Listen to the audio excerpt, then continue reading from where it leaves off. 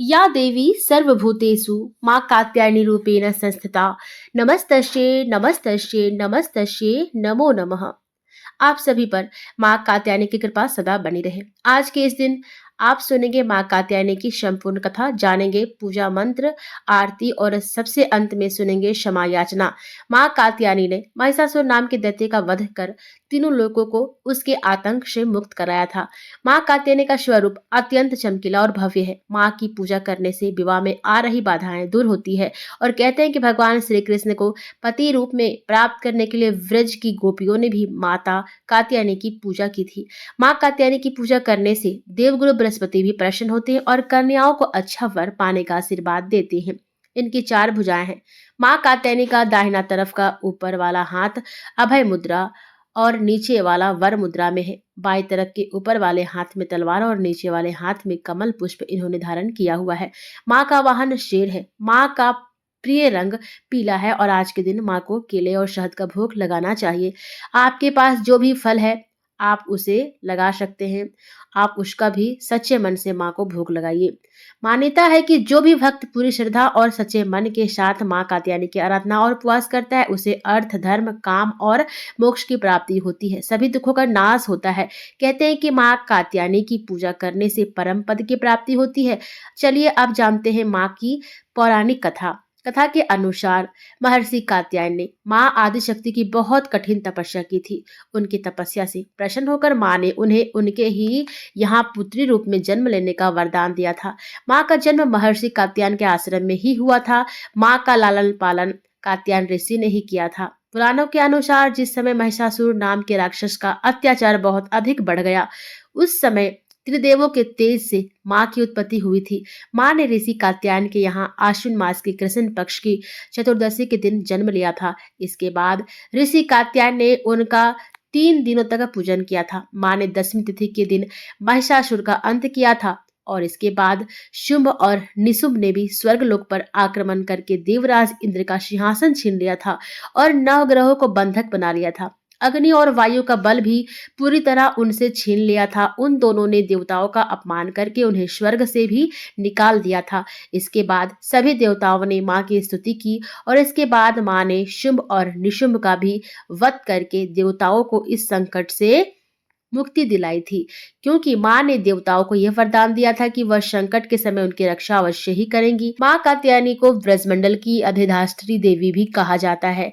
कहते हैं कि देवी कात्यायनी की कृपा से सभी काम पूरे हो जाते हैं और इन्हें वैद नामक स्थान पर पूजा जाता है।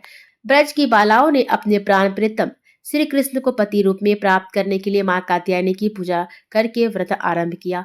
सारी गोपियां सुबह से त्याग कर एक दूसरे का नाम लेकर पुकारती, फिर एकजुट होकर आपस में गलबहियां डालकर ऊंचे स्वर में श्री कृष्ण के गुणगान और लीला कीर्तन करती हुई यमुना तट की ओर चल देती।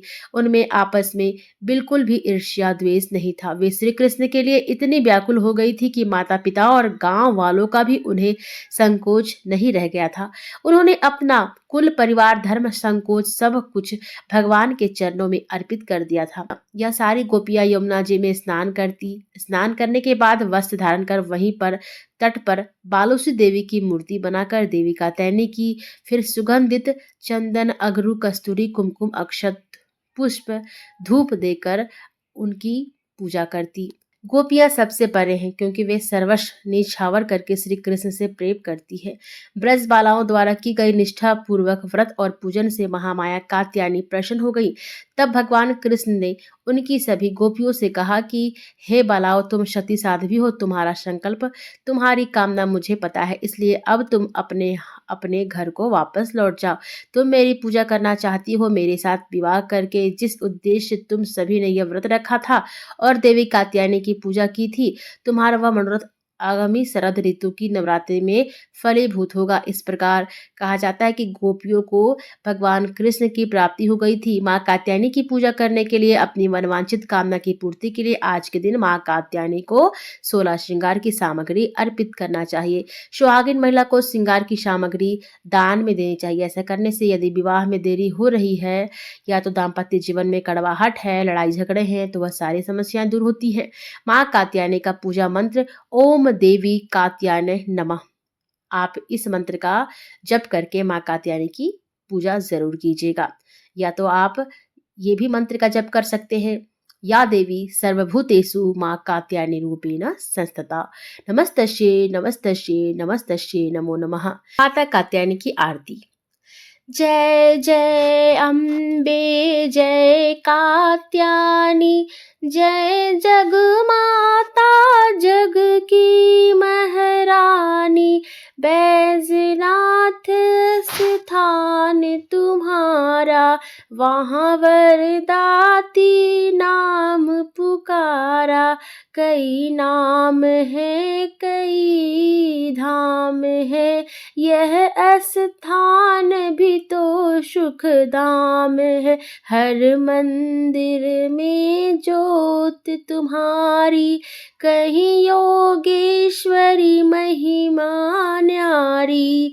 हर जगत उत्सव होते रहते, हर मंदिर में भक्त है कहते। कात्यायनी रक्षक काया की, ग्रंथि काटे मोह माया की। झूठे मोह से छुड़ाने वाली, अपना नाम जपाने वाली। बृहस्पतिवार को पूजा करियो, ध्यान कात्यायनी का धरियो। हर संकट को दूर करेगी, भंडारे भरपूर करेगी। जो भी माँ को भक्त पुकारे, कात्यायनी सब कष्ट निवारे। प्रेम से बोलिए माता कात्यायनी की जय, माता कात्यायनी की जय। जय माता दे। दोस्तों, अगर ये कथा ये वीडियो अच्छी लगे तो माँ कात्यायनी के नाम का जयकारा कमेंट बॉक्स में लगाइएगा। धन्यवाद।